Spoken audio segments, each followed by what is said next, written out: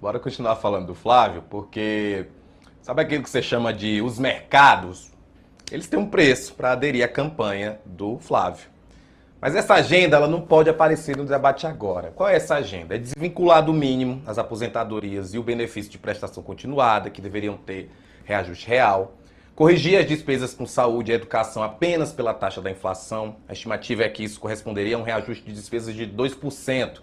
Os ditos especialistas afirmam a necessidade de se proceder a um corte de 4%.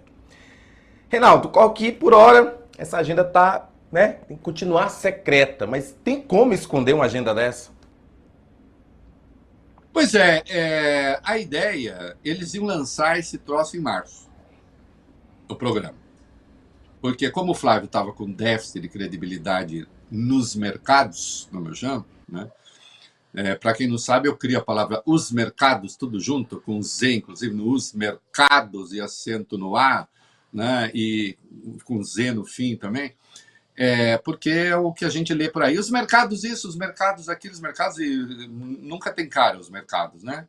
E os mercados costumam ser operadores de mercado que lucram com suas próprias previsões, o que é sempre muito fofo. Ele tinha um déficit de credibilidade, porque os mercados queriam o Tarcísio, inclusive perderam muito dinheiro por causa disso, né?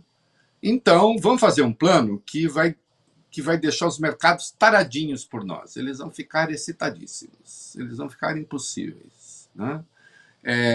Saltarão dos olhos jatos de testosterona reacionária para, enfim. Só que aí ele subiu muito rápido nas pesquisas, como aliás eu achava que fosse acontecer. Escrevi isso, né? Era uma ilusão das esquerdas achar que o Flávio não fosse crescer. E agora não é mais interessante, não precisa mais do apoio dos mercados. Agora ele pode esconder esse troço, vai ser ali na hora do debate, quando se espera o resultado vai estar meio consolidado. E aí a proposta é, vamos lá, desvincular a aposentadoria do mínimo. Então, o mínimo continua com reajuste real, mas a aposentadoria não. Obviamente, isso ensejará um empobrecimento dos idosos, né? Ah, mas como é que a gente vai dar aumento real e ganho de produtividade? Ganho de produtividade para aposentado? A questão é saber se a gente não tem onde mexer antes disso. Eu, por exemplo, acho que tem, né? Também, a mesma coisa em relação ao benefício de prestação continuada, né? Que também, então, seria congelado em valores reais só com reposição da inflação.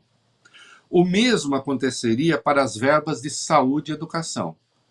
Saúde hoje tem 15% da receita corrente líquida. É constitucional. Tudo isso requer PEC, tá? Proposta de emenda à Constituição. Precisa de 3/5 na Câmara, 3/5 no Senado, 2 votações, 49 senadores, 257 deputados, etc.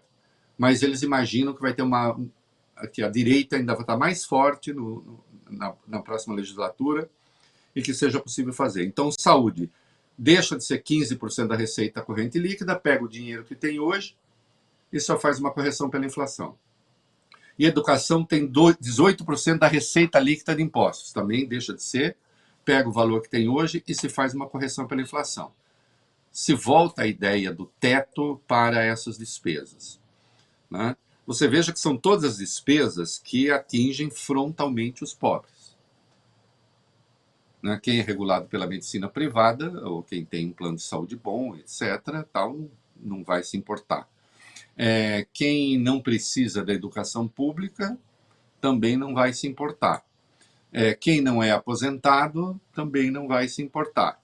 E quem não recebe o BPC também não vai se importar. Tudo isso representa, de fato, uma economia importante, né? Aí se fazem as projeções para 10 anos, essas coisas que essa gente vive fazendo as suas projeções, sempre erra, mas, no entanto, continua sempre influente. Eu não estou dizendo... e também a gente nem citou aí, né? Ele diz que vai privatizar 95% das estatais. Já falamos aqui quando o Zema falou em privatizar estatais, também isso é regulado pela Constituição, né? inciso 19 do artigo 37. Então, também não é assim, vou privatizar. O Congresso, quando é empresa mãe, o Congresso precisa autorizar. Também tem que ser PEC. Então, tudo isso precisa passar pelo Congresso, mas nós teremos um Congresso de direita que, inclusive, vai empichar ministros do Supremo e etc. Evidentemente, o mercado já está excitadíssimo com essas coisas, só que isso não pode ser dito agora. Ia ser apresentada essa questão em março, adiaram.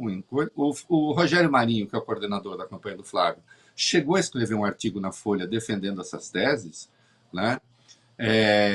E depois teve de retirar, tiveram de dizer, não, isso não é coisa dele, não é coisa do Flávio, porque, evidentemente, a hora do embate político, isso, enfim, é claro que o Lula vai perguntar o que é que você vai fazer, o que não vai fazer, mas eles acham que não tem que fazer esse debate agora, porque precisa consolidar o Flávio e depois passa. Depois aí é só fazer promessas de amanhãs sorridentes, que amanhã será um lindo dia da mais pura alegria que se possa imaginar.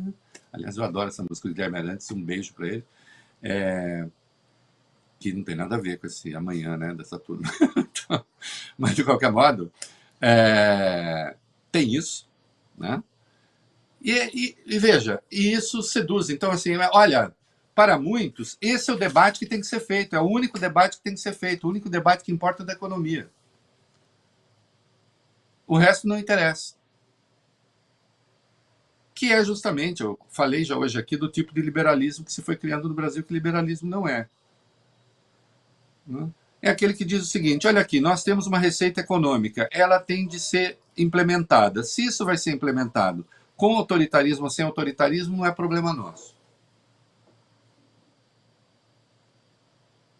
De preferência com, porque é mais fácil. Porque, acima de tudo, é preciso combater outra palavrinha que se cita muito, né? É preciso combater o populismo. Já citei esse livrinho aqui, sensacional, livrinho porque é pequenininho, né? Mas está aqui, né? Do que é que se fala quando se fala em populismo?